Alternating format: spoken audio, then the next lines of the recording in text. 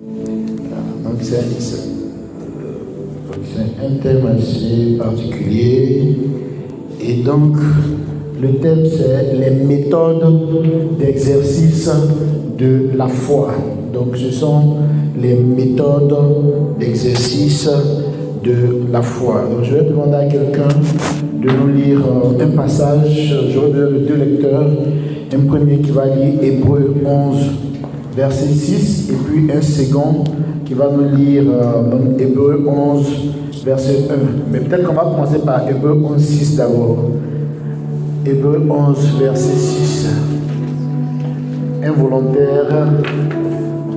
Ok, voilà. Qui a le micro? Ah ok, donc le micro est là. Donc Hébreux 11, verset 6. Hébreux 11, verset 6. Il dit, or, sans la foi, il est impossible de lui être agréable. Amen.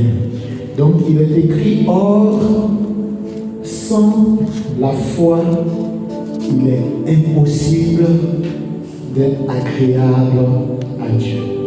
Donc, or, sans la foi, il est impossible d'être agréable à Dieu.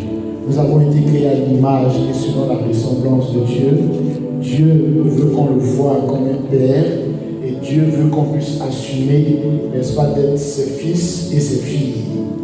Mais en même temps, le principe de la foi est un principe qui est cardinal, car il est clair que sans la foi, il est carrément impossible d'être agréable à Dieu. Donc c'est ce qui fait que nous avons décidé de nous pencher un peu plus profondément, n'est-ce pas, sur la question de la foi, parce que c'est une question qui est importante. Donc, une méthode, c'est une manière de faire. Et justement, il n'y a pas une seule manière de faire concernant la foi. C'est pour ça que nous allons parler des méthodes d'exercice de la foi. Mais les méthodes que je vais donner ne sont pas limitatives. En fonction de l'inspiration et de la révélation que le Seigneur vous donne, vous pouvez découvrir d'autres méthodes. Mais l'objectif, c'est de faire en sorte que la foi ne soit pas abstraite et qu'on puisse savoir comment, de manière concrète, on exerce notre foi, vu que sans, n'est-ce pas, la foi, nul et ne peut être agréable à Dieu. Donc c'est vraiment pour ça que je voulais qu'on lise ce premier verset. Alors maintenant, c'est quoi la foi? Donc on va aller sur le basique, grâce à Hébreux 11, verset 1. Donc on va présenter le basique avant de rentrer dans les méthodes. Donc premier élément, on aborde ce thème parce que sans la foi, nul ne peut être agréable à Dieu. Deuxième élément, il ne faudrait pas que la foi soit abstraite. Il faut qu'on arrive à mettre en œuvre la foi, il faut qu'on arrive à exercer la foi. Donc c'est l'objectif, n'est-ce pas, du message d'aujourd'hui. Donc est-ce que quelqu'un peut nous lire Hébreux 11, verset 1, pour qu'on puisse définir la foi? Hébreux 11, verset 1. Or, la foi est une ferme assurance des choses qu'on espère. D'accord. Une démonstration de celles qu'on ne voit pas. D'accord. Je continue. Non, c'est bon. Donc, reprends encore, s'il te plaît. Or, la foi est une ferme assurance des choses qu'on espère. D'accord. Une démonstration de celles qu'on ne voit pas. Ok. Donc, une démonstration de celles qu'on ne voit pas. Donc, pour moi, le basique de la foi, c'est un triptyque qui réunit d'abord une espérance. Là, c'est vraiment le basique. Pour qu'on puisse parler de foi, il faut qu'il y ait trois choses. Il faut qu'il y ait une espérance. Ensuite, il faut qu'il y ait une ferme assurance, n'est-ce pas, de cette espérance-là. Et puis ensuite, il faut une démonstration de cette espérance. Donc, pour qu'il y ait foi, il faut trois ingrédients. Donc, il faut forcément une espérance. Donc, celui qui ne peut pas déterminer ce qu'il espère ne peut pas exercer la foi. Ou bien ne peut pas dire qu'il a la foi. Il est arrivé dans notre parcours de rencontrer des gens et de leur demander, mais qu'est-ce que vous espérez? Ils disent qu'eux, ils n'espèrent rien. Que Dieu lui-même choisisse, que Dieu fasse sa volonté. Mais eux, ils n'espèrent rien. Il faut que Dieu fasse sa volonté. Ils laissent leur vie à Dieu. Que Dieu lui-même, il fasse, n'est-ce pas, sa volonté. Et ça, ce n'est pas de la foi. Pour qu'il y ait de la foi, il faut forcément une espérance. C'est pour cela que quand Jésus rencontrait les gens, il leur demandait toujours, que veux-tu que je fasse pour toi? Ça veut dire, quelle est ton espérance? C'est ça, le que veux-tu que je fasse pour toi? Il faut que ce que tu espères existe. Si il n'y a rien que tu espères, tu ne peux pas rentrer dans l'étape de la foi. Donc l'espérance, c'est la matière première.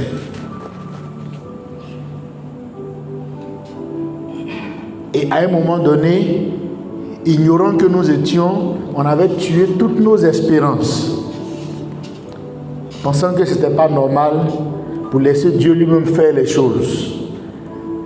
Alors que Dieu, lui, il avait besoin de s'appuyer sur notre foi pour faire des choses. Or, comme notre foi n'existait pas, parce que quand vous n'avez pas d'espérance, votre foi n'existait pas. Jésus, lui, il existe déjà. Lui, il est une réalité. Il n'est pas une espérance. Et donc, quand vous croyez en Jésus, vous commencez à fonctionner maintenant par la foi. Vous espérez les choses parce que vous fonctionnez comme Jésus et puis les choses se manifestent. Donc, par exemple, quand Jésus marchait sur l'eau, Pierre a posé la question à Jésus de savoir si lui aussi, il pouvait venir. Ça, c'était une espérance. Jésus lui dit, ok, donc il exprime son espérance. Il dit, est-ce que je peux venir? Jésus dit, ok, viens. Donc, il fonce avec une ferme assurance. Et puis, chemin faisant, il abandonne la ferme assurance. Il remplace la ferme assurance par le doute.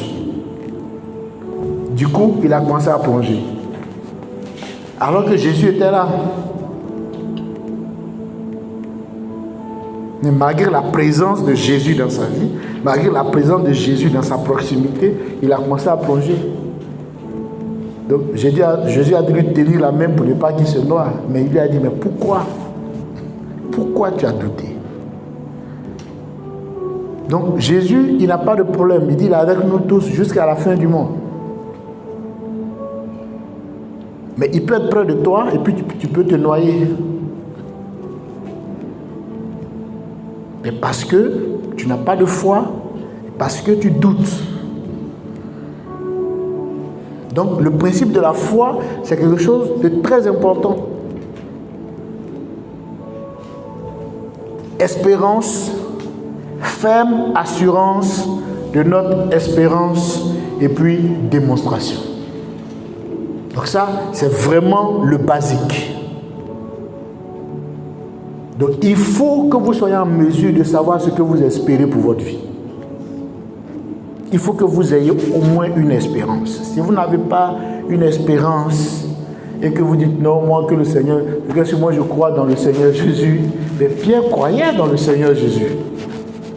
C'est pour ça qu'il a décidé de le suivre sur l'eau. Mais le fait qu'il ait douté sur sa capacité à marcher sur l'eau l'a fait plonger, bien qu'il croyait dans le Seigneur Jésus.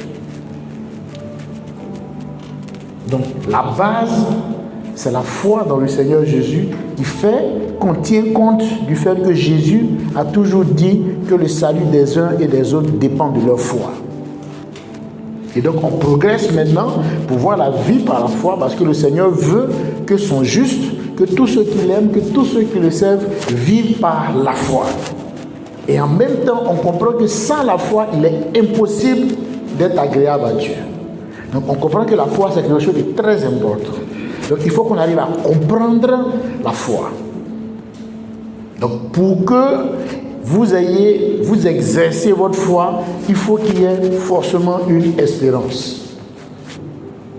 Il faut qu'il y ait quelque chose que vous espérez. Deuxièmement, il faut que vous développez la ferme assurance de ce que vous espérez. Et puis maintenant, troisièmement, vous rentrez dans la démonstration. La démonstration a 3 phases. La démonstration, elle est spirituelle, donc par l'imagination. Ensuite, elle est verbale, par la proclamation. Ensuite, elle est émotionnelle. Ça veut dire que le bonheur que vous auriez ressenti, si votre expérience, n'est-ce pas, était réalisée, vous devez déjà commencer à ressentir ce bonheur. Donc, la foi, c'est l'espérance, c'est la ferme assurance. Et puis maintenant, c'est la démonstration de ce qu'on espère, mais qu'on ne voit pas encore. Dans notre imagination, par notre proclamation et par le ressenti émotionnel. Par une joie, un bonheur qu'on ressent, n'est-ce pas, déjà. Donc, je voulais vraiment toucher ce basique-là. Alors, comment de manière concrète, n'est-ce pas, on exerce la foi? Donc, comme j'ai dit, ce sont des méthodes qui sont basées sur mon expérience et sur mon expérience et sur la parole de Dieu. Mais Dieu peut révéler d'autres méthodes. On dit que c'est le même esprit, mais il y a diversité de manifestations. Donc Dieu peut te donner des inspirations, tu viendras nous exhorter ici, nous enseigner ici. Toute méthode, n'est-ce pas, d'exercice de la foi, on sera enrichi et puis on va progresser avec le Seigneur. Et Dieu sera content de nous parce que sans la foi, nul, il est impossible d'être agréable à Dieu. Vous savez, la réaction de Dieu, ce qui fait que Dieu n'est pas content quand les gens n'ont pas la foi, je vois ça dans la vie des gens, dans la vie de certaines personnes qui sont élevées socialement vis-à-vis des personnes qui ont besoin d'aide. J'ai l'un de mes amis, lui qui est DGA dans une grande boîte, il dit non, lui, il n'est pas ambitieux. Donc, je voulais l'aider, mais quand je vois sa manière de faire, c'est quelqu'un qui n'est pas ambitieux. Ne pas être ambitieux, ça c'est le langage, mais dans notre langage ici, ça veut dire que c'est quelqu'un qui n'a pas d'espérance. C'est ça, ne pas être ambitieux. C'est quelqu'un qui vit comme ça, qui n'a pas d'espérance, qui se dit, bon, si les choses doivent venir dans sa vie, les choses vont venir. Mais c'est des gens qui n'ont pas d'espérance. Donc même dans la vie des hommes ici, là, ce genre d'hommes-là ne sont pas très agréables aux gens qui ont un certain niveau. Par contre, ils apprécient, ah vraiment ce jeune-là, je suis prêt à l'aider parce qu'il est ambitieux. Quand tu vois, tu sens qu'il sait ce qu'il veut.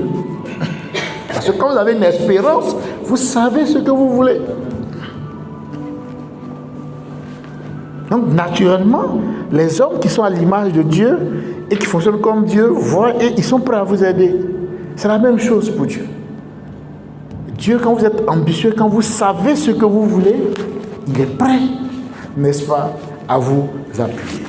Donc Jésus ne posait pas la question, que veux-tu que je fasse pour toi au hasard?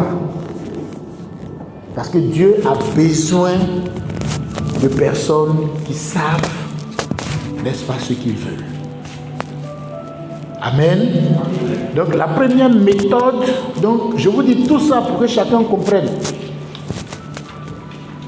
qu'on ne peut rien faire sans la foi, qu'on n'arrivera à rien si nous n'exerçons pas la foi. Et ça nous permet de comprendre pourquoi est-ce que le Seigneur dit que le juste vivra par la foi et que le juste vivra par sa foi. Donc on comprend beaucoup plus, n'est-ce pas, le sens de la parole de Dieu. Donc la première méthode, n'est-ce pas, que j'ai retenue, c'est la contemplation. Donc je demande à quelqu'un de nous lire 2 Corinthiens verset 3, 2 Corinthiens chapitre 3, verset 18. Micro. Donne à Emmanuel, il va. 2 Corinthiens chapitre 3, verset 18. Donc on est vraiment dans les méthodes. Ok, Emmanuel, tu donnes le micro en fait au lecteur, quoi. Potentiel. 2 Corinthiens 3, verset 18. Donc,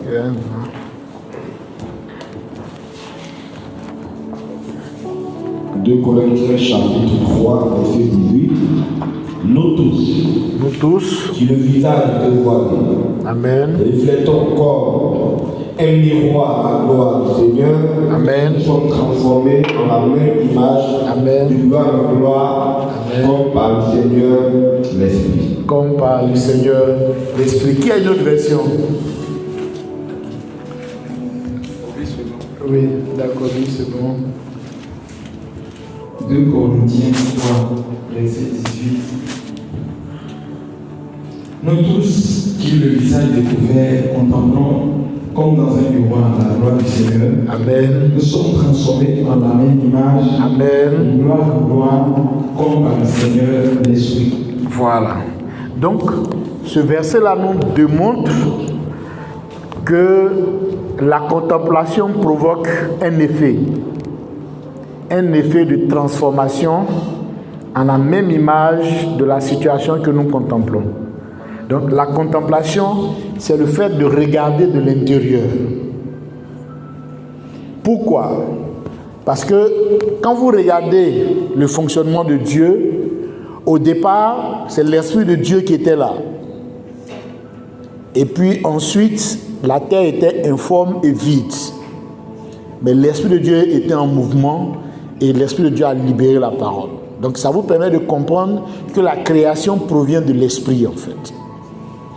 Donc toutes les réalités que vous voyez autour de vous proviennent du spirituel. Et Dieu a voulu que l'homme soit 2 tiers spirituel et puis 1 tiers physique. Donc la contemplation, ce n'est pas une activité qui est physique. C'est pour ça que la meilleure manière de contempler, c'est d'être au repos. Parce que ce n'est pas une activité physique. La contemplation, c'est une activité spirituelle.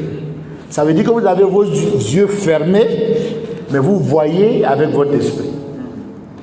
Vous regardez la chose avec votre esprit. Et la Bible dit que cette manière de fonctionner là crée une transformation. Mais une transformation qui fait que vous devenez ou vous reflétez l'image de la chose que vous contemplez en fait dans votre esprit.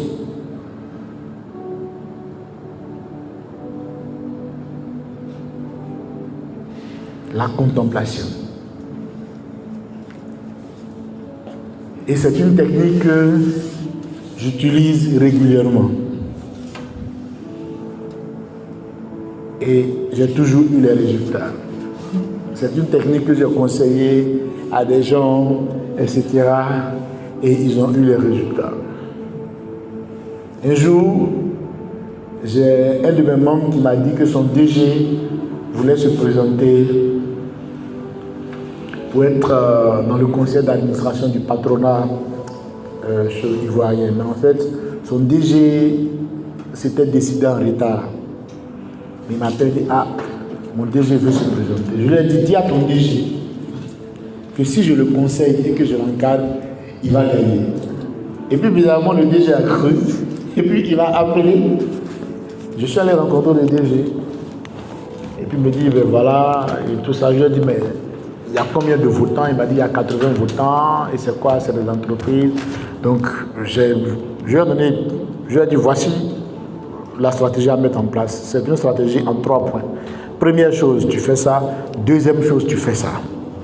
Maintenant, voici la 3e chose, mais c'est la plus importante des 3. Je dis 3 choses à faire, mais la dernière là, c'est la plus importante. Il faut que dans ton esprit, tu te voies à la fin de la proclamation des résultats en train de recevoir les félicitations parce que tu as gagné. J'ai dit, c'est la plus importante. Les 2 premières, c'était des actions. Voilà. D'abord, il fallait présenter un petit programme, mais en 3 parties, donc pas un programme qui est dense, qui est donc trop étoffé, en 3 parties que tu peux expliquer en 2 minutes aux gens, parce que les gens n'ont pas le temps. Deuxième chose, il fallait tout faire pour rencontrer le maximum de votre temps, mais individuellement. Il faut leur donner de la considération. Ça, c'est la deuxième chose. Et puis la dernière chose, je dis, il faut que tu te positionnes, il faut que tu contemples la scène où le vote est terminé et où tu es en train de recevoir les félicitations. Il faut contempler ça tous les jours. Il faut contempler ça tous les jours. Il dit oui, mais les autres sont en campagne depuis 2 mois. Bon, lui, c'est maintenant qu'il va se lancer et tout. J'ai dit oui, mais vas-y. Il est parti. Le jour J, il a gagné avec 1 voix d'écart. Mais au moins, il a gagné. Et il a reçu les félicitations telles qu'il avait contemplées. Donc la Bible est claire. Il dit ce que tu contemples là, tu es transformé en la même image. Mais c'est de la foi parce que ce n'est pas réel. Si tu ouvres les yeux, tu ne peux pas voir. Donc c'est carrément de la démonstration de ce que tu espères. Parce que tu espères être élu. Tu espères recevoir des félicitations. Physiquement, tu ne peux pas voir. Mais dans le spirituel, tu peux voir. Or, toute la création provient du spirituel. Donc, si tu vois quelque chose dans ton esprit, c'est que cette chose-là commence à exister dans ton esprit. Et si la chose existe et est née dans l'esprit, elle va chercher les voies et moyens pour apparaître maintenant dans ta réalité. Parce que c'est l'esprit qui sous-tend les choses. Donc ça, c'est la contemplation. C'est une technique que j'ai trop utilisée, que je use tous les jours en fait. Pour beaucoup de projets, beaucoup de choses, beaucoup de situations. J'ai beaucoup utilisé. Quand je suis coincé et que je n'ai pas d'argent, je rentre en contemplation. Comme je n'ai pas trop le temps, même quand je suis au bureau, je suis là, je travaille, mais dans mon esprit, je me vois en train de compter l'argent. Donc, je vois que l'argent est présent dans mon environnement, mais ce n'est pas réel. C'est dans mon esprit. Quand je fais ça, ça ne fait pas 2 jours. L'argent vient toujours tel que j'ai contemplé. Parce qu'il faut faire en sorte que ce que tu espères là soit présent dans ton esprit. À partir du moment où c'est quelque chose qui est présent dans ton esprit et que tu peux voir en esprit, ça veut dire que c'est quelque chose que tu as appelé à l'existence. Mais dans ton esprit. Or, si tu as appelé cette chose-là à l'existence dans ton esprit, elle va chercher le chemin maintenant pour apparaître dans ta réalité. Donc c'est vraiment de la foi. Qu'est-ce que j'espère? J'espère avoir des ressources financières. Donc dès lors que dans ton esprit tu vois que ces ressources-là sont disponibles, ça veut dire que tu as une certitude. Tu es sûr que ça est là. Et quand tu vois, tu es en train de faire une démonstration des choses que tes yeux physiques ne voient pas, mais que ton esprit voit parce que c'est conforme à ce que tu espères. Les temps qui suivent, ce que tu vois dans ton esprit apparaît. Est-ce que c'est compliqué? Est-ce que c'est compliqué? C'est compliqué si tu ne connais pas le principe et tu te dis, bon, je fais ça, mais quand on t'explique bien comme ça, là, mais après, donc en fait, on est là, on veut des choses, et puis quand on ferme les yeux, c'est ce qu'on ne veut pas là qu'on voit. Quand on ferme les yeux, on voit que la vie est trop dure, on voit qu'on est dans la galère, etc. On voit que tout est bloqué, tout est chaud. Et puis on prie le Seigneur, quand même, pour que le Seigneur décante. Alors que dans l'esprit déjà, tout est bloqué déjà. Tout est noir, tout est fermé dans l'esprit. dit, mais je ne comprends pas ma vie. Je vais à l'église tous les jours, mais rien ne change. Mais rien ne change parce que dans ton esprit, rien n'a changé.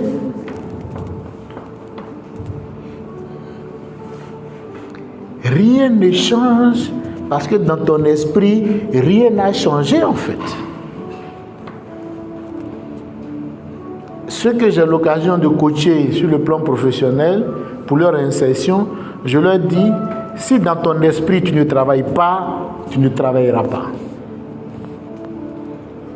Tant que tu ne te contemples pas dans ton esprit, en train de sortir bien habillé, allant au travail, rentrant, recevant une bonne rémunération, tu ne vas pas travailler. Parce que la situation n'est pas présente dans le spirituel. Pour qu'il y ait création, il faut qu'il y ait un mouvement spirituel. Si la terre était informée vide, il y avait les ténèbres et l'Esprit de Dieu était en mouvement. Donc vous aussi, votre situation peut être informée vide, c'est le chômage, etc. Mais votre esprit doit être en mouvement grâce à la contemplation. Et si votre esprit est en mouvement et que vous vivez le travail dans votre esprit et que la réalité du travail, de l'activité professionnelle rémunérée est présente dans votre esprit, elle va trouver le chemin pour se manifester dans votre réalité. La contemplation. La deuxième méthode, n'est-ce pas, que j'ai retenue, c'est le désir ardent, que certains appellent la passion. Donc je vais demander à quelqu'un de nous lire Psaume 37, verset 4. Psaume chapitre 37, verset 4. Psaume 37. Verset 4.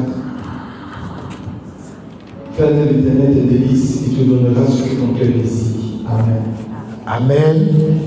Donc, fais de l'Éternel tes délices et il te donnera ce que ton cœur désire. Chaque fois qu'on manifeste un désir ardent pour avoir quelque chose, pour posséder quelque chose, pour avoir une situation, ou bien pour améliorer sa situation. Chaque fois qu'on manifeste un désir ardent, il y a une transformation qui se passe. Parce que la foi, justement, transforme les choses. La foi change, la foi fait apparaître de nouvelles réalités. Chaque fois que vous avez un désir ardent, ça vous transforme. Et c'est une méthode de la foi.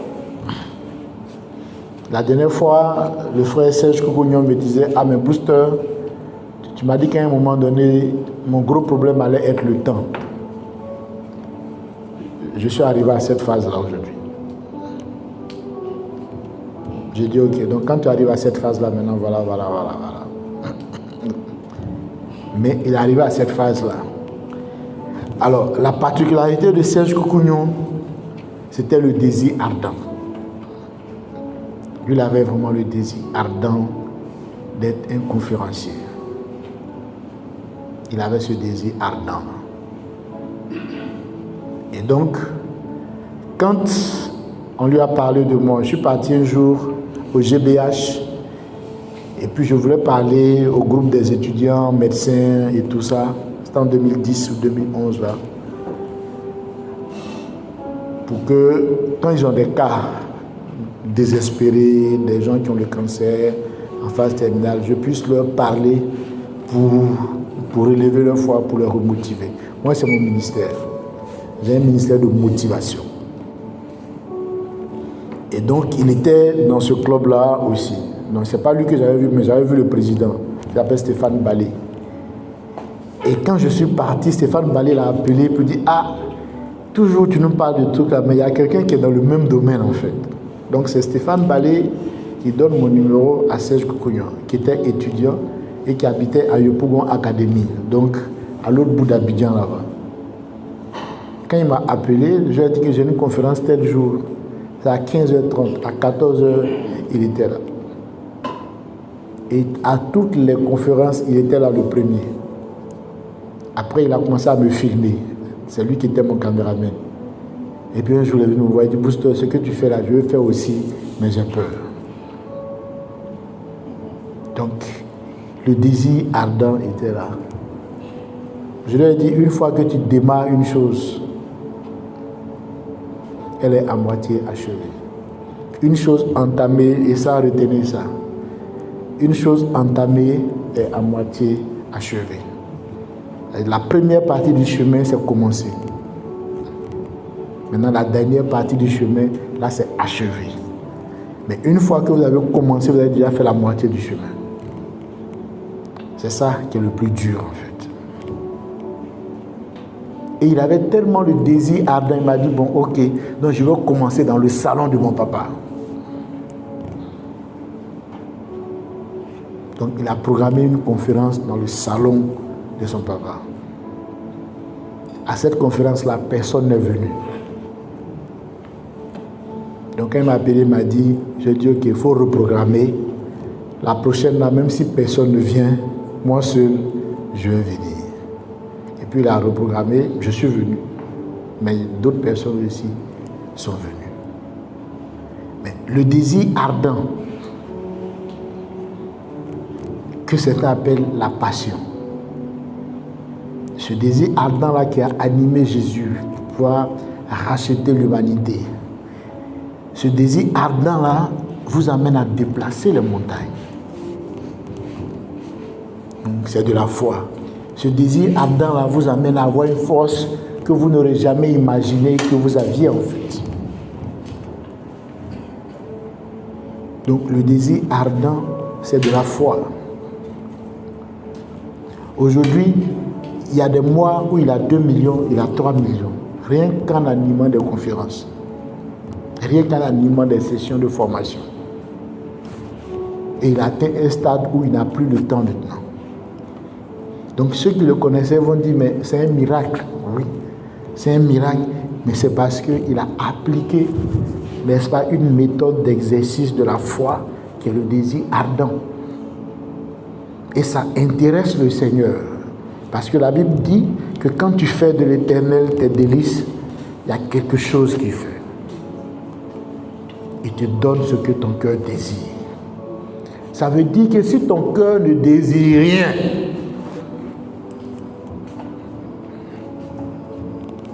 si ton cœur ne désire rien, il y a des transformations que tu ne peux pas voir dans ta vie. Si ton cœur ne désire rien, il y a des miracles et des prodiges que tu ne peux pas voir apparaître dans ta vie. Parce que le Seigneur s'intéresse au désir ardent qui brûle dans ton cœur. Amen. Donc le désir ardent. Et moi je me suis beaucoup appuyé sur le désir ardent pour ne jamais abandonner. Ceux qui me connaissent, quand je commence quelque chose, je n'abandonne jamais. Et c'est grâce au désir ardent. Je travaille beaucoup le désir ardent. On peut commencer ensemble. Les autres sont fatigués, ils s'abaissent, d'autres vont s'asseoir, d'autres abandonnent. Mais c'est là que je monte à 120, à 150, à 200. Moi, j'accélère. Parce que je connais le principe, en fait. Je ne laisse jamais disparaître le désir ardent.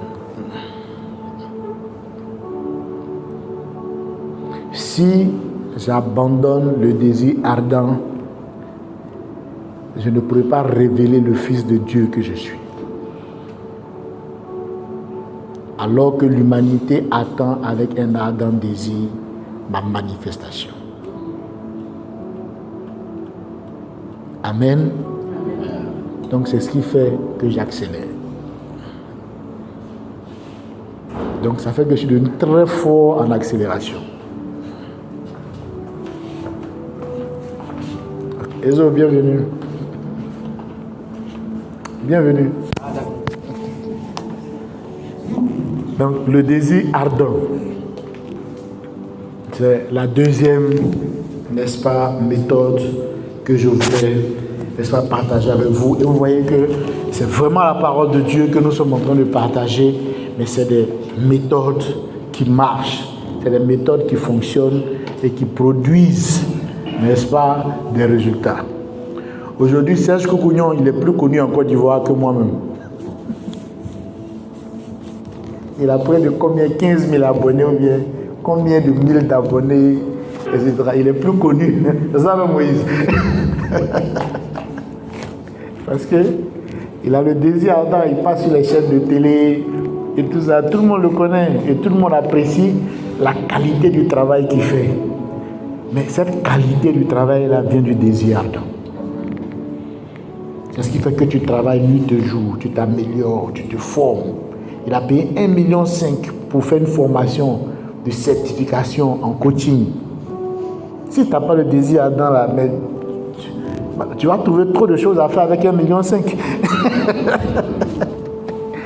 Plutôt que d'aller mettre dans une formation. Amen. La troisième méthode, qui est ma méthode préférée, la proclamation. Là, quelqu'un de lire Jean chapitre 1, verset 1. Jean chapitre 1, verset 1. Ok. Jean 1, 1.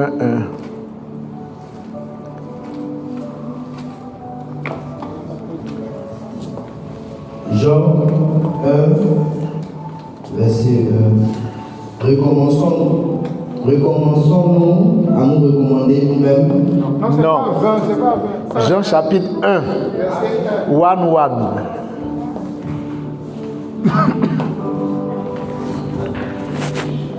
Jean 1, 1. Verset 1. Au commencement était la parole. Amen. Et la parole était avec Dieu et la parole était Dieu. Amen. Amen. Amen. Donc, au commencement était la parole. Et la parole était avec Dieu. Et la parole était Dieu.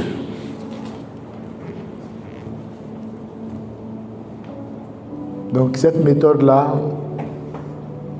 un jour j'ai lu le verset et c'est la partie qui m'a frappé, c'est au commencement.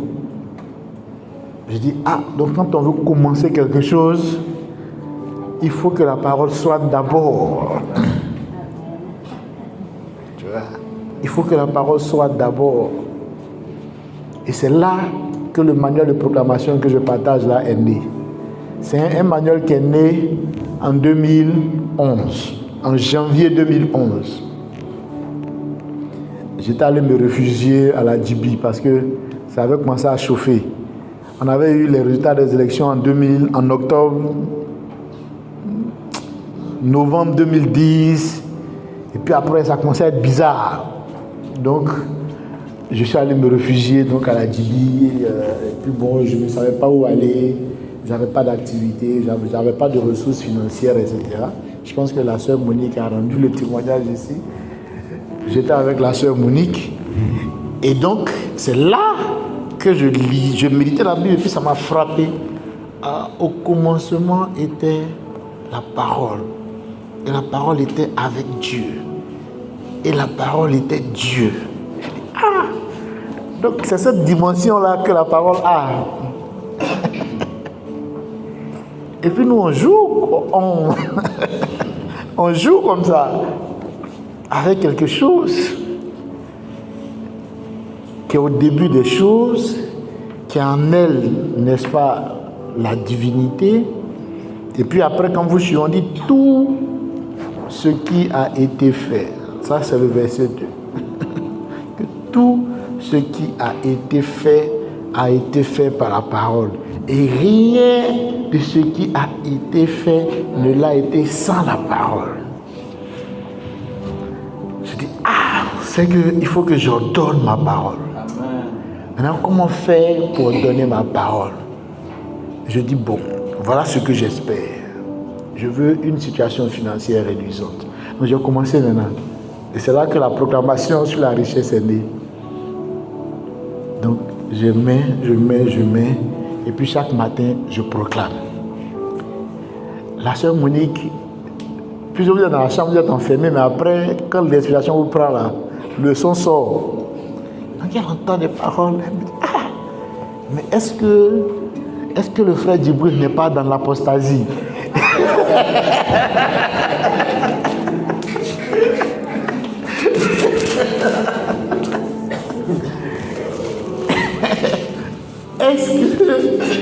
Est-ce qu'il n'est pas en train d'abandonner la main de Dieu? Elle a dit ça sinon vous étiez là, non? Est-ce qu'il n'est pas en train d'abandonner la main de Dieu? C'est qu'elle a fait de je suis riche, je suis prospère, je suis ceci, je suis ça, je suis ci, je suis ça, je suis ça. Alors pourquoi est-ce qu'on dit je suis? Parce que chaque fois que vous dites je suis, faites attention à ce qui vient après. On a dit que Dieu, il a plu à Dieu, parce que nul ne peut recevoir que ce qui lui a été donné du ciel. Il a plu à Dieu de créer l'homme à son image et selon sa ressemblance. Et quand Moïse a demandé au Seigneur, mais si je m'en vais là, qu'est-ce que je dis? Si on me demande qui t'a envoyé, qu'est-ce que je dis? Il dit, va leur dire que c'est je suis qui t'a envoyé. Donc chaque fois que vous dites je suis, vous êtes en train de déterminer votre état d'être spirituel. Or, votre état d'être spirituel crée la réalité physique, n'est-ce pas, que vous vivez. Donc, j'ai appris maintenant à ordonner mon je suis. Quand je dis je suis, c'est ce que j'espère que je mets. Quand je dis je suis, c'est ce que j'espère que je mets. Quand je dis je suis, c'est ce que j'espère que je mets. Quand je dis je suis, c'est ce que j'espère que je mets. Donc voilà comment est-ce que les données ont commencé à changer. La proclamation. C'est une méthode excellente pour exercer sa foi. La proclamation de ce qu'on espère. Il y a une maman qui pleurait, elle me dit oui, on allait prier là-bas. Puis avant j'étais libre, c'était en 2011, non? En 2011, j'ai vécu tellement d'espérance. D'abord, tout le monde était désespéré. Ils disent, ah mais on est foutu avec cette guerre-là, on ne va pas s'en sortir, tout ça. Et moi, quand j'ai connu le principe, quand je me mettais dans mon coin, mes proclamations, d'abord je me connecte. Parce que, vous savez,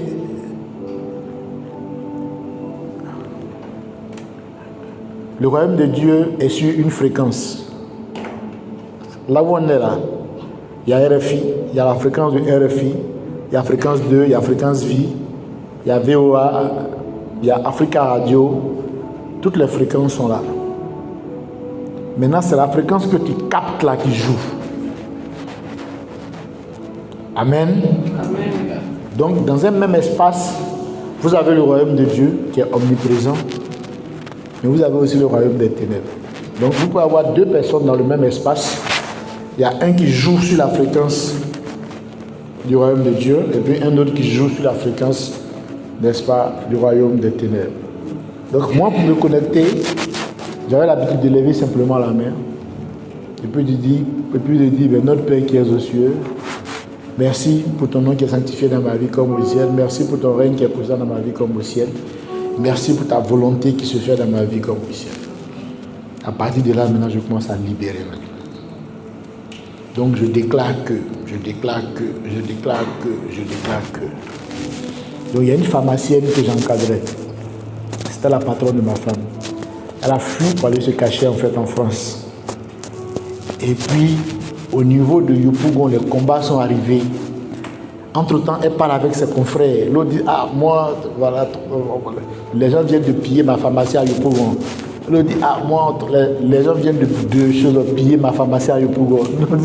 Donc elle m'appelle, elle est paniquée. Je dis, Djibril, prie pour moi. Ils sont en train de piller les pharmacies. Ils ont pillé pour tel, ils ont pillé pour tel, ils ont pillé pour tel. Et puis j'ai dit, maman, est-ce que tu as de quoi noter? Elle dit oui. J'ai dit ok. Donc écris. Je déclare que.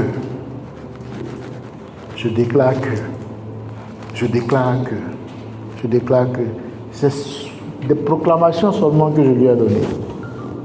Mais des proclamations qui cadraient avec son espérance concernant sa pharmacie. À la fin des proclamations, sa pharmacie n'a pas été touchée. Alors que quand tu rentres à Yopougon net, la première pharmacie, c'est sa pharmacie. Donc, c'est la pharmacie la plus exposée. Mais sa pharmacie n'a pas été touchée. Maintenant, la vieille dit tout papa, oui, ma fille elle est en France, elle a 30 ans passés, elle n'a jamais connu d'homme, elle n'est pas mariée, etc. Je dis, maman, tu dis ça, elle ne va jamais se marier. Elle dit, mais c'est vrai que c'est ça notre problème. Je dis, non, maman, c'est pas vrai, c'est réel, mais c'est pas vrai. Il y a une nuance entre la réalité et puis la vérité. La terre est inerte. C'est réel. Mais ce n'est pas vrai.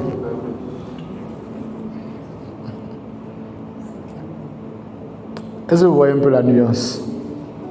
Donc il y a une nuance entre la réalité et puis la vérité. Elle dit donc je fais quoi? Je dis tous les jours, il faut déclarer que ta fille est légalement mariée et qu'elle est heureuse dans son foyer. C'est tout. Ça, c'est ta part. Maintenant, qu'est-ce qui va se passer? Ça, c'est la part de Dieu. Parce que dans le processus de la foi, il y a deux acteurs. Quand vous finissez la démonstration, l'Esprit de Dieu, lui, maintenant, il rentre en jeu ici. Donc, tu fais maintenant, comment ça va se passer là? Ça, c'est la part de Dieu. Et puis à la fin, et puis ça s'est passé. Et puis finalement, sa fille a même accouché, tout ça. Donc, la vieille est partie maintenant en France, maintenant régulièrement. France, c'était devenu un jeu maintenant, quoi.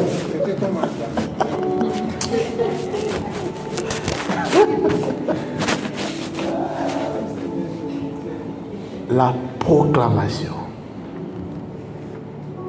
C'est une méthode efficace d'exercice de la foi.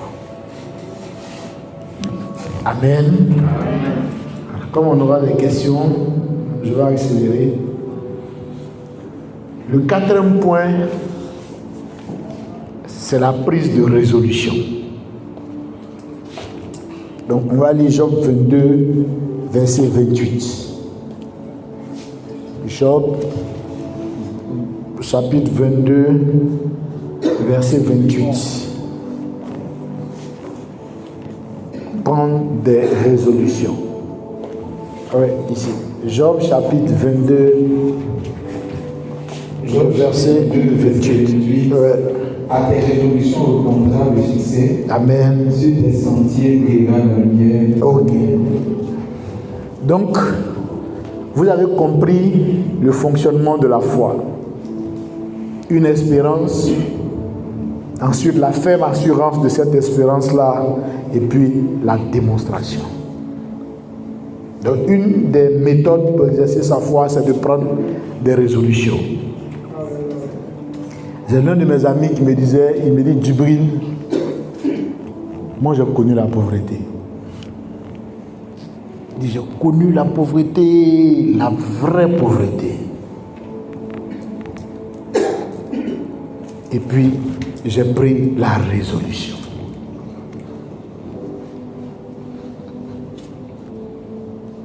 J'ai pris la résolution que la pauvreté dans ma famille là, allait s'arrêter à partir de moi. Il dit, j'ai pris la résolution. Quand vous le voyez, il est petit comme ça. Il dit, j'ai pris la résolution. Qu'à partir de moi, là, ma famille ne sera plus jamais pauvre.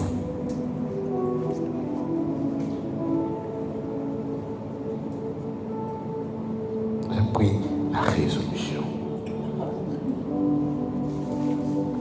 Aujourd'hui,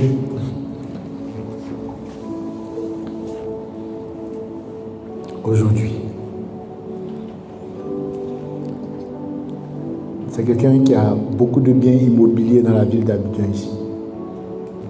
Il a son château, il avait construit un premier château, il a construit un deuxième, donc il a déménagé. Il a cassé le premier, qu'il est en train de reconstruire. Il a des immeubles. Il a construit sa résidence au village, en bordure de lagune.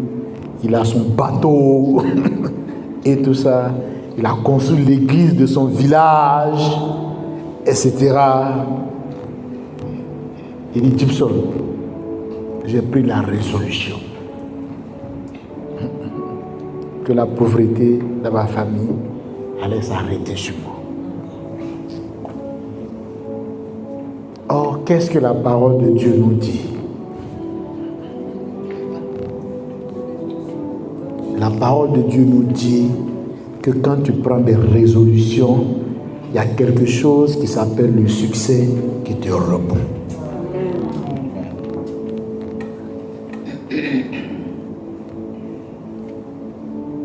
Donc, la résolution. Quand il prenait la résolution, il ne savait même pas où il allait passer. Il ne savait pas comment ça allait se faire. Il ne savait pas où il allait rentrer pour faire les choses. Mais aujourd'hui, il est arrivé. Il a envoyé sa petite soeur aux États-Unis. Il a changé la vie de ses frères. Il a fait des choses. Il dit, j'ai fait tout ça parce que j'ai pris la résolution qu'à partir de moi, là, la pauvreté allait disparaître de ma famille. J'allais éradiquer la pauvreté.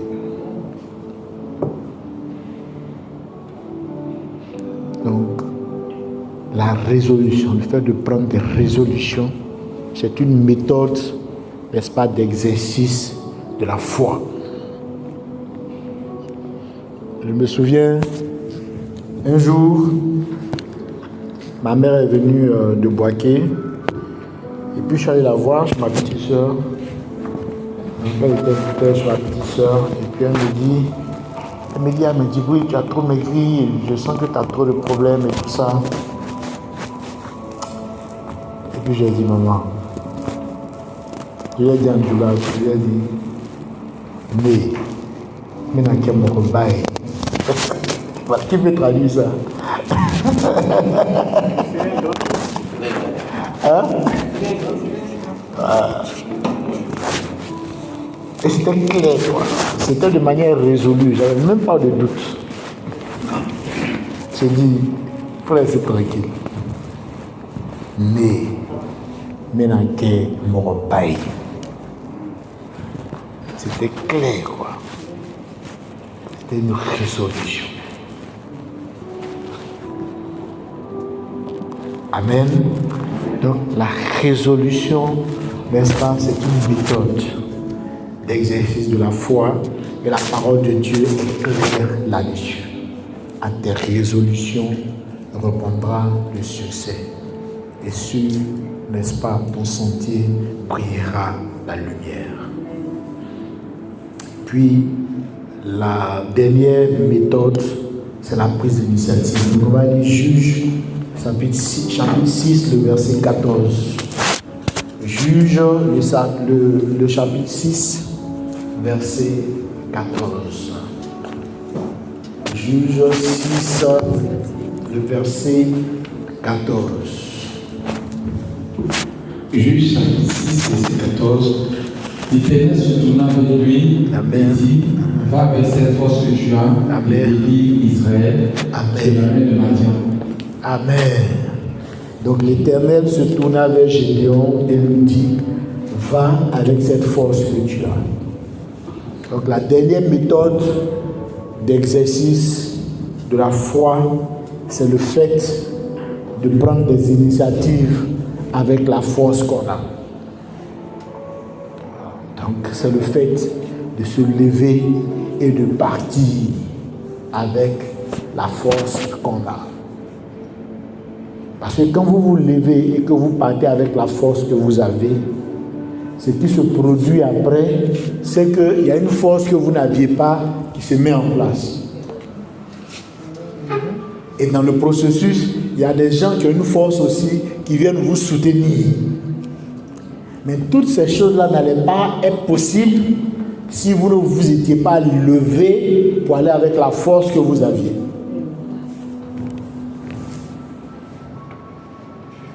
Moi, je me souviens, le prophète Kakou Sévérin, c'est quelqu'un qui a connu la misère, mais qui s'est levé et qui est parti avec la force qu'il avait. Il avait une chose, il avait sa foi, il avait la ferme assurance. Il avait la ferme assurance. Mais c'était un gars d'Abobo. Donc, il aurait pu regarder sa condition, sa situation, et puis dire non, c'est trop chaud sur nous, etc. Mais c'est quelqu'un qui est parti avec la force qu'il avait. Or, quand tu vas avec la force que tu as, non seulement cette force que tu as là, elle se multiplie, elle se décuple, mais il y a des gens qui ont la force aussi, qui viennent encore pour te renforcer.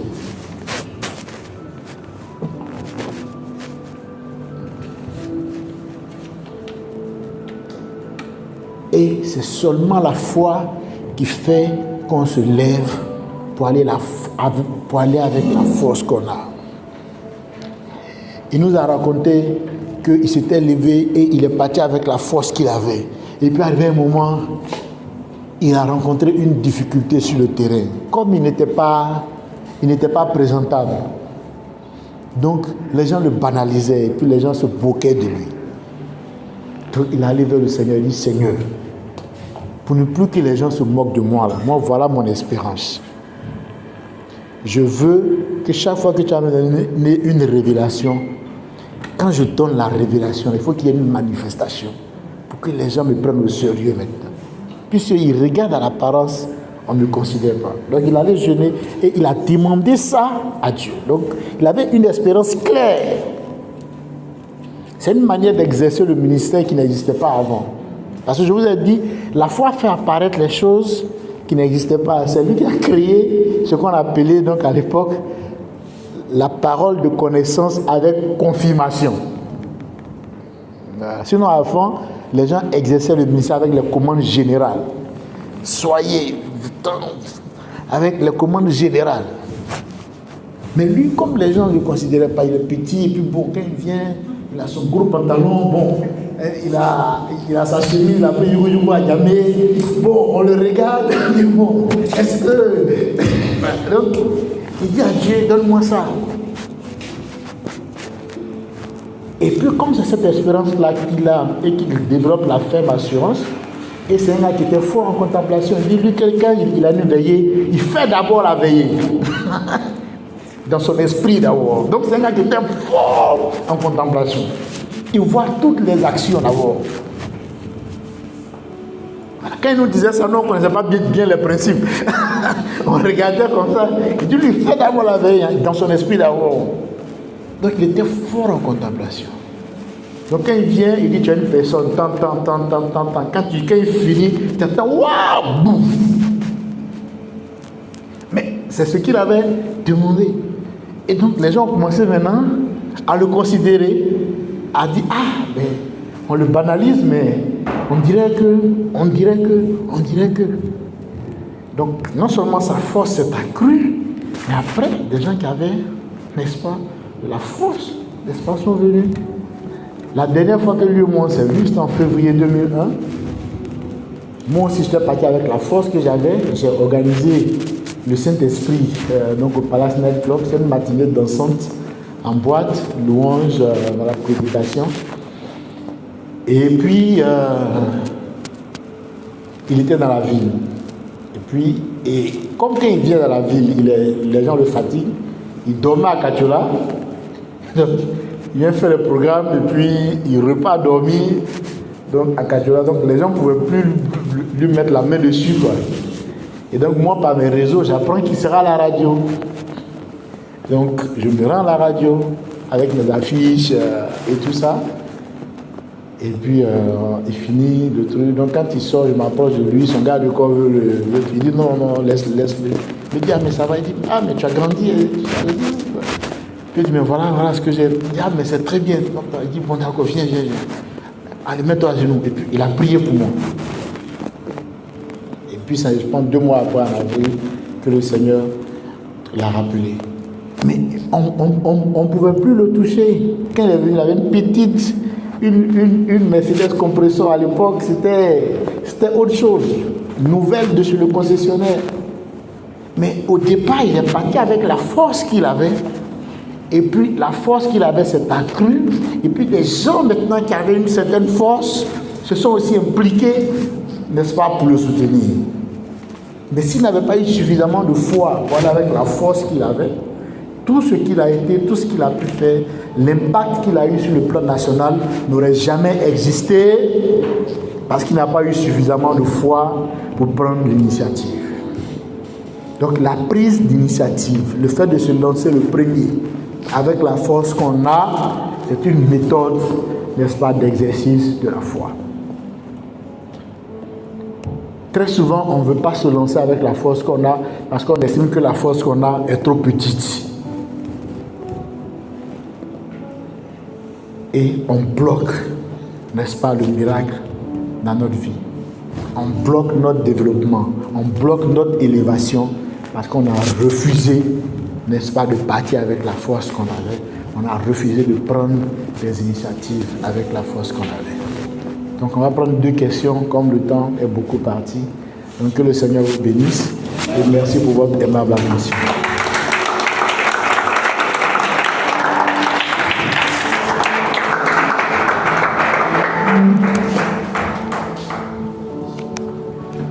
Il y a un doigt là-bas, c'est ça? Question, contribution sur les méthodes d'exercice de la foi. Parce qu'après, aujourd'hui, là, on veut voir des résultats. Hein? Yes. Amen. Il y a M. Johnson qui veut poser sa question. Je ne sais pas s'il y a une contribution. Oui, M. Johnson. Merci, pasteur. Moi, j'ai eu la chance de vous fréquenter depuis 2011. Et j'avoue que j'ai aussi mis en pratique tout ce que vous avez dit, chaque fois concerné. Pasteur, je veux ce soir savoir, quand on a décidé de faire, comme vous nous l'enseignez si bien, que sur le chemin, on rencontre des difficultés, des éléments exogènes qui ne sont pas dans le plan que nous avions. Qu'est-ce qu'on fait? Ça, c'est une bonne question. Quand vous vous lancez par la foi, il y a toujours 2 obstacles infranchissables qui apparaissent au devant de vous. Si vous vous lancez qu'il n'y a pas d'obstacle, il y a un problème.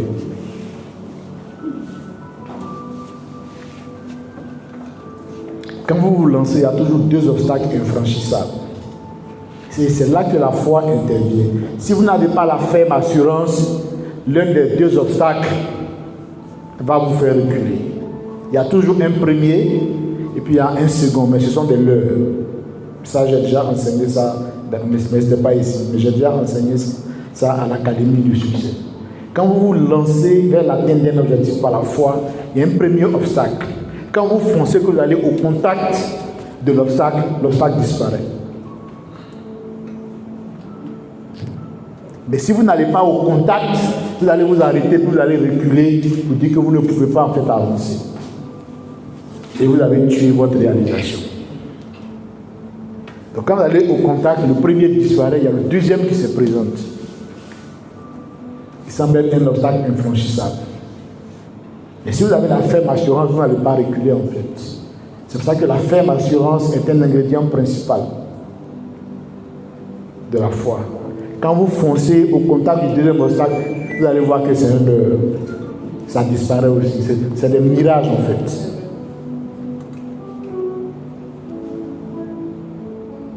Ce sont des mirages. Donc vous allez voir que M. Johnson, quand vous avez le premier obstacle, vous vous êtes arrêté, vous avez dit non, que la voie était barrée. Et c'est ça le piège. Vous savez, quand moi je me suis levé pour dire que j'étais désormais un professeur du succès et que le Seigneur avait créé les hommes à son image et à sa ressemblance pour dominer, pour assujettir la terre. Mais malheureusement, les hommes étaient plutôt assujettis par la terre. Et que le péché, c'est l'échec. Parce que quand on dit que vous avez péché par maladresse, ça veut dire que vous avez manqué le but par maladresse. Donc le péché, c'est le fait de manquer le but. Des dominateurs et des assujettisseurs, qui sont des dominés et des assujettis, ont manqué le but. Donc il fallait maintenant amener les dominateurs et les assujettisseurs à jouer leur rôle en fait. Donc quand je me lève et que je me suis positionné comme un professeur du succès, j'avais un premier problème. C'était un problème de légitimité. Parce que moi-même, j'étais par terre. C'est-à-dire que moi-même, je n'avais pas de situation, je n'avais pas de position, je n'avais pas d'argent, je n'avais même pas de vêtements. Le costume que j'ai utilisé pour ma première conférence, c'est un ami qui me l'avait offert. Donc ça, c'est un obstacle. Le manque de légitimité. Mais quand je fonçais, je forgeais ma légitimité.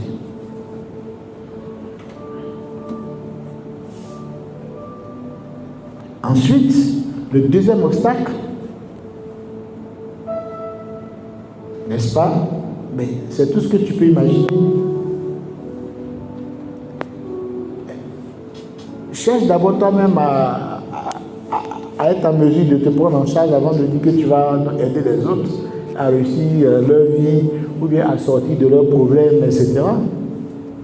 Puisque c'était réel. Mais c'est un obstacle aussi qui a disparu. M. Johnson, quand j'allais louer votre salle au Palais de la Culture ou bien à l'hôtel de la Culture, où je travaillais, je travaillais nulle part. Mais je louais vos salles. Et puis, j'étais régulier. Est-ce que mes conférences étaient payantes? Elles étaient gratuites. Mais je continuais. Donc, au fur et à mesure, ma force s'accroît. Et puis après, des gens aussi qui ont la force viennent, se positionnent et sont prêts à m'appuyer, à me soutenir et à m'accompagner. Donc aujourd'hui, tous ces obstacles-là n'existent plus aujourd'hui. Parce que je me souviens qu'avant, les conférences étaient l'après-midi, des fois il fallait trouver 1500. Parce qu'à l'époque, on partageait le plan des conférences. Donc il fallait trouver 1500 pour aller au cyber, n'est-ce pas, dans le marché qui était vers Saint-Jean, pour aller taper, imprimer et tout ça. Et tout ça, c'était compliqué. Mais aujourd'hui, si je veux quelque chose, j'ai tous les équipements qu'il faut. Si je demande à M. Nezou, bon, tape ça pour moi et puis imprime, ben, il le fait. C'est devenu facile et puis je ne paye même pas 5 francs. Donc tout ce qui était difficile, tout est devenu facile. Mais sinon, Dieu seul sait quel genre d'obstacle auquel j'ai été, n'est-ce pas, confronté. Tous ceux qui se moquaient de moi, on peut dire que je fonctionne comme les marabouts qui sont dans la misère et qui estiment qu'ils peuvent aider les autres à sortir de la misère. Donc c'est des moqueries. Si tu n'as pas la ferme assurance, ça va te faire reculer. Moi je connais des gens qui ont reculé, mais parce qu'on s'est moqué d'eux. Voilà. Mais moi, quand on fait ça, je pédale. J'accélère. Je suis un expert en accélération. Et donc aujourd'hui, tous ceux-là, ils sont au garde à vous aujourd'hui. Maintenant, ceux qui ne comprennent pas disent que je suis allé donc au Bénin.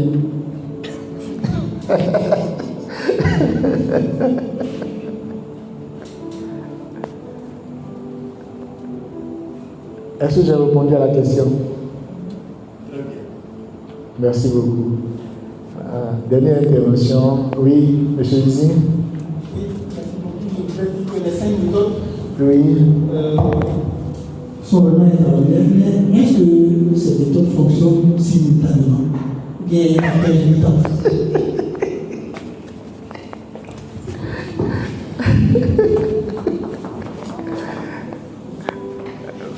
Alors, ces méthodes, en fait, ce sont des méthodes. Donc, de toutes les façons, c'est des méthodes qui... Voilà, ce sont des vases communicants. Donc, ce sont des vases, n'est-ce pas, voilà, communicants. Une fois que vous rentrez dans la contemplation, vous rentrez dans la foi. Parce qu'il faut qu'il y ait quelque chose que vous espérez, que vous contemplez. Si vous continuez dans la contemplation, c'est qu'il y a la ferme assurance. Et la contemplation en elle-même est une démonstration. Donc, en chaque méthode, vous trouvez les 3 ingrédients de la foi. Une espérance, la ferme assurance et puis la démonstration. Donc, vous allez voir que si vous... Voilà. Si vous checkez bien chacune des méthodes, les 3 ingrédients de la foi sont dedans. Et ce sont des vases communicants. Comme c'est de la foi, donc vous pouvez basculer d'une méthode à une autre. Mais en général, toutes ces méthodes-là vous amènent à vous retrouver en fait dans la dimension d'un homme ou une femme de foi. Donc la simultanéité ne pose pas de problème. Mais c'est clair que vous ne pouvez pas être en train de proclamer en même temps et puis être en train de prendre des initiatives. Vous voyez un peu? Mais ce qui est certain, tous ces aspects-là, c'est de la foi. Et chacun, par rapport à sa psychologie, peut être à l'aise avec une méthode et puis ne pas être à l'aise avec une autre. Alors moi, je parle avec beaucoup de personnes. Je sais que certains sont à l'aise avec certaines méthodes d'exercice de la foi, et puis d'autres ne sont pas à l'aise avec d'autres. Donc, la simultanéité n'est pas une obligation, mais ça peut se faire. Si vous êtes fort en pratique de foi, à un moment donné, vous pouvez appliquer 3, 4, 5 méthodes à la fois. Mais ce n'est pas une obligation. De toutes les façons, dans chacune des méthodes, les 3 ingrédients de la foi sont là. Et c'est bon, Jésus. D'accord. Une contribution, maman, tu veux dire un mot?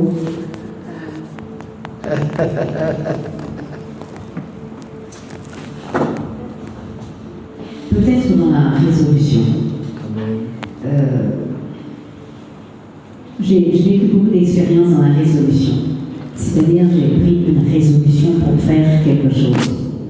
Et je me suis attelée à y aller, quel que soit ce que ça pouvait me coûter. Oui, là, de ce côté-là, je suis un petit peu comme ça passionnée. Quand j'ai quelque chose à l'esprit, j'aime savoir que je peux y arriver, parce que celui qui a le pouvoir est en moi. Amen. Donc, ça me pousse à aller de l'avant. Qu'est-ce que je peux dire? La CG7, par exemple, quand on a commencé, certainement beaucoup de personnes disaient c'est mon mari qui finance, etc., etc. C'est par mon mari que j'ai eu les ouvertures ici et là. Mais non, mon mari n'était pas du tout impliqué dans cette affaire. C'est quelque chose que j'avais dans le cœur. Et je pense que le Seigneur m'en a donné la force, pas à pas, et on y est arrivé. Et je pense que pour moi, c'était les prémices pour ces temps qui sont maintenant. Quand je suis allée aux États-Unis, c'était pareil. Je suis arrivée dans un ministère que je croyais être bien organisée. Et puis finalement, Dieu s'est servi de moi pour organiser ce ministère. Mais parce que j'étais résolue à faire quelque chose de fort pour le Seigneur, parce que c'est Dieu quand même. Voilà. Et de la même façon, tout ce qui concerne les choses de Dieu, en tout cas, il y a comme un feu, en tout cas, qui brûle en moi et qui me pousse à aller de l'avant. Et je crois que c'est la force que Dieu nous donne pour se lancer, quoi. Et ensuite, il suscite plein de choses. Et la contemplation, en tout cas, c'est quelque chose de fort. Parce que là, j'avais un projet dans le cœur et je pensais à ce projet, la joie est montée dans mon cœur. Et je sais que ça va se réaliser. Comment, quand, je ne sais pas. Mais ce qui est sûr, cette joie m'a donné l'assurance que c'est en marche. Voilà. Donc la contemplation est quelque chose de très fort. C'est-à-dire penser à ce que vous voulez, penser et repenser, quel que soit le temps, quelle que soit la circonstance. Ça revient comme une méditation qui revient, qui repasse. Et plus vous pensez, plus ça s'amplifie, plus ça prend forme, plus ça vous réjouit, plus vous avez la paix, plus vous avez l'assurance. Et vous savez que les choses se disposent et puis tout d'un coup le miracle se produit. Dieu orchestre des connexions qui arrivent vers vous au moment où vous n'y attendez pas. Et puis les choses se précisent. Je pense qu'il faut n'avoir pas peur de se lancer, n'avoir pas peur des obstacles non plus. On peut se moquer de vous, peu importe. Vous savez pour qui vous faites ça? Vous savez pour qui vous faites ça? Et donc vous y allez. Moi je sais qu'aux États-Unis, tout le monde avait abandonné. Ah oui, elle croit qu'elle peut organiser une conférence. Eh bien oui, Dieu a donné la capacité de le faire. Il m'a ouvert toutes les portes, il a permis les sentiers devant moi. Il m'a fait trouver grâce et faveur partout. Partout où j'allais, j'obtenais les réductions que je voulais, moi-même j'étais épatée. Mais j'étais seule. Et finalement, quand la conférence s'est passée, personne dans l'assistance qui était du ministère pouvait dire « Ah, j'étais avec maman Yolande pour faire. » Non, personne. De sorte que les orateurs qui étaient là m'ont demandé qui a organisé cette conférence. Et tout le monde se regardait. Et avec moi, on a dit c'est maman Yolande. Il m'a dit il voudrait. C'était des Américains blancs, des grandes personnalités. Ils ont dit qu'ils voudraient vraiment s'impliquer parce qu'ils n'ont jamais vu une conférence aussi bien organisée. Est-ce que moi j'en avais la capacité? Non. C'est donc Dieu qui avait favorisé toutes choses.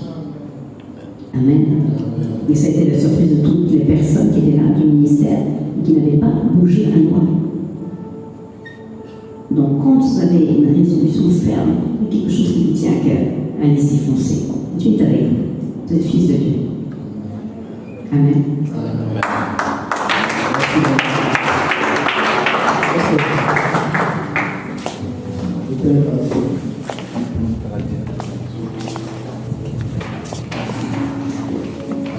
On peut acclamer le Seigneur.